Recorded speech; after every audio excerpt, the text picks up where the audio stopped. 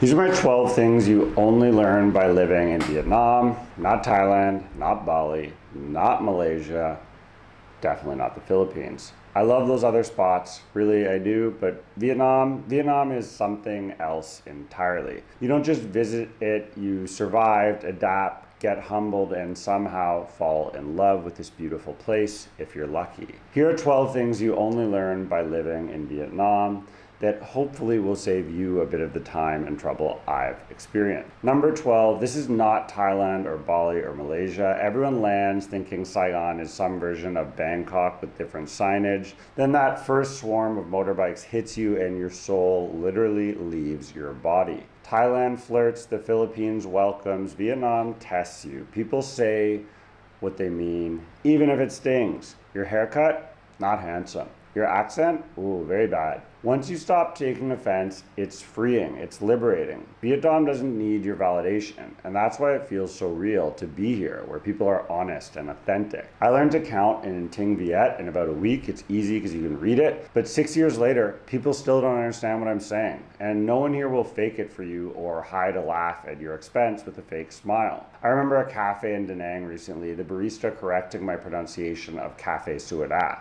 The easiest thing, you know. I nailed it on the 5th try. She gave me a thumbs up the size of my ego. But then the next day, another barista has no idea what I'm saying. That's Vietnam, roasting you and your coffee and your accent at the same time, as I'm sure you will in the comments. Next up, number 11, this is not a communist country. It's a socialist republic, friend. Your uncle back home hears Vietnam and pictures the Cold War footage and the American War. Meanwhile, I'm filming beside a Starbucks across from a Louis Vuitton on the same corner where Anthony Bourdain waxed poetic about Graham Greene 20 frickin' years ago. The word is out, folks. The world knows Vietnam is on the move. GDP growth is in fast forward. Vietnam runs on hustle in the 21st century.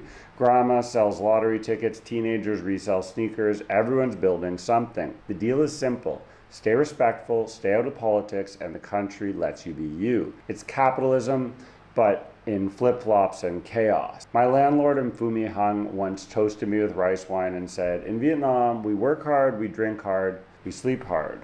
She was a millionaire, a real one. That's not ideology, that's a mission statement. But the funny thing is, the younger generation barely drinks or smoke. So what can you say? The place is a paradox, and it's changing. That's the only thing I know for sure. Next up, number 10, the language isn't hard, it's just tonal, and I'm fucking tone deaf, I have proof.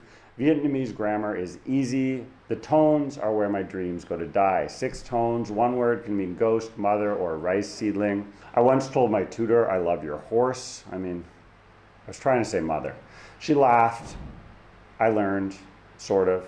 Bathroom, direction, menus. If you can get by on your own after a few months, especially with translator apps, AI, and earbuds, you don't need to go home. A single correct tone is going to earn more respect than it does in Instagram posts here. You don't need to write a travel guide before you arrive. In Cholan, Saigon's Chinatown, during my first week living here in a guest house in 2019, an old man taught me the word for thank you, come on. I repeated it wrong, and he smiled, poured me tea, and gently patted me on the back. Good, he said. You sound like a foreigner. Be honest, you are a foreigner. Trust me, you live here long enough, and humility is greater than fluency. A sense of humor will help you more than any tone. Next up, number 9, 2 wheels good, 4 wheels bad, or well. A bike here isn't transport, it's freedom, it's connection, it's a lifeline. You surf through chaos, you feel alive, you may or may not be licensed. Cars are prisons with aircon, scooters are magic carpets with horns. The day you merge into Saigon traffic without flinching and the day you truly arrive are the same. Yes, your health insurance will probably be kaputs if you drive a 150cc, so stick to the 50cc electric or use the link below to Safety Wing to get started during your first trip here, then switch to a local provider like Bao Viet for long-term coverage. You're gonna need it. Crossing Nguyen Van Linh on a rainy night, I followed a grandma carrying a duck in one hand and texting on the other. Here's the crazy thing. If she could do it, so could I figured, right? The only difference, I was walking and my duck was roasted takeout with hoisin sauce. Hers was alive and she was texting and driving at the same time on a Yamaha 2-stroke. Next up, number 8, the sun is your sworn enemy. The Vietnamese sun doesn't just shine, it attacks, it kills, it scorches. Day 3 and your skin looks like a barbecue experiment. Locals wrap up like ninjas, even in 40-degree centigrade heat. At first you laugh, then you buy gloves and a balaclava. Plan life around shade. Morning coffee at 6, nap at 2, walk at 7. Fight the sun and you lose. Adapt and you might thrive if you're lucky. In Hoi An, I met a cyclist who taped a little umbrella thing to his head. He looked like Pee Wee Herman right out of a circus. He called it his poor man's cloud.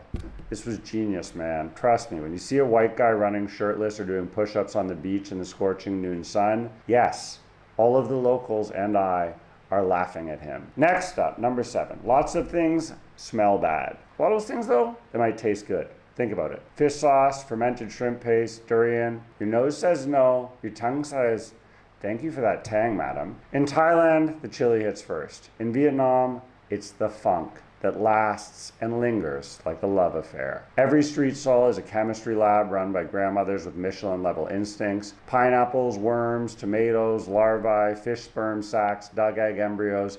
Everything is an ingredient in a 1,000-year experiment to find the best beer snacks. A friend dragged me to a Bun Mam spot behind a gas station once in Hue. The stuff smelled like a crime scene, worse than gym socks left in a locker over Christmas break with a cheese sandwich. But the flavor's not bad if you can manage the funk and accept the looks aren't everything. Stinky sauce noodles taste a bit like redemption. If you're still here and you're serious about moving to Vietnam, you know what you can taste through a screen?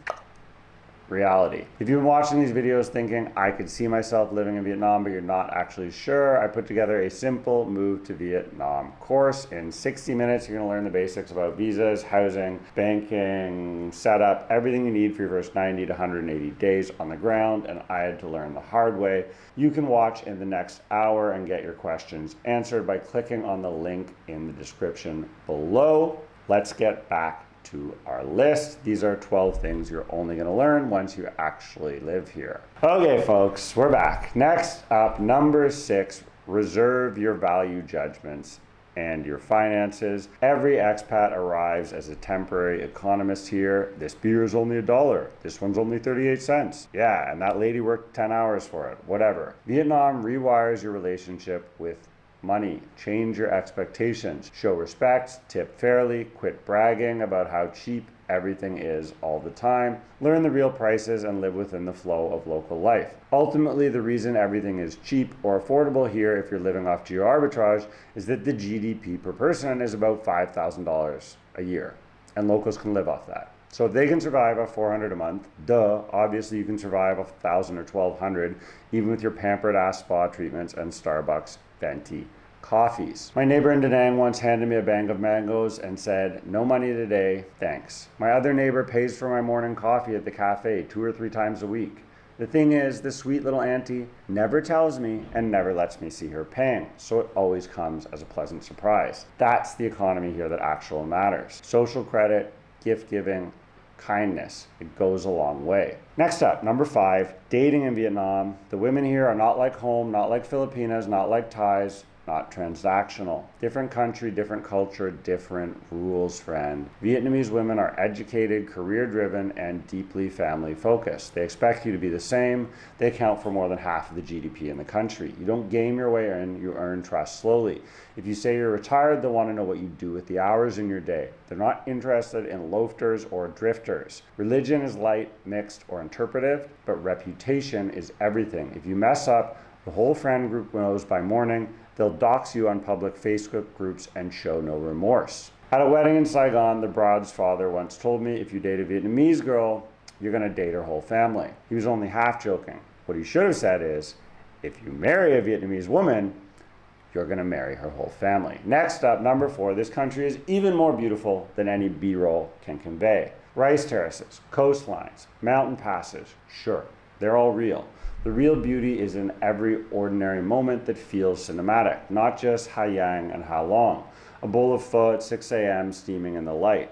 A rainstorm over Da Nang so loud it stops conversation. Vietnam is so alive it makes your home country and suburban life feel asleep. Cinematography, stock footage, Instagram, They're going to give you a picture, but not the scope of the natural beauty here. They won't tell you the story. You have to come, see, and experience it for yourself. That ultimately is the end of story. Last month on the High Van Pass, my friend Corey pulled over on his bike, looked back at the sea over his shoulder, and just said, "Man, no camera can capture this morning." Words to live by indeed. Number 3, if you're an ugly troll, Vietnam will not fix you. Location is not therapy. If you're angry, cheap, or racist back home, you're gonna be the same here, just sweatier. If you're angry, cheap, and racist in Thailand, Cambodia, or the Philippines, this is not a quick fix for you and your problem. Vietnam will magnify your character flaws. Kind people thrive, jerks self-destruct. People here will save face, but they won't accept you or welcome you if you're an asshole. There's a guy at a bar in An Tung last summer who spent every single night ranting about how much they used to charge for things 5 years ago in Da Nang. Let's be real.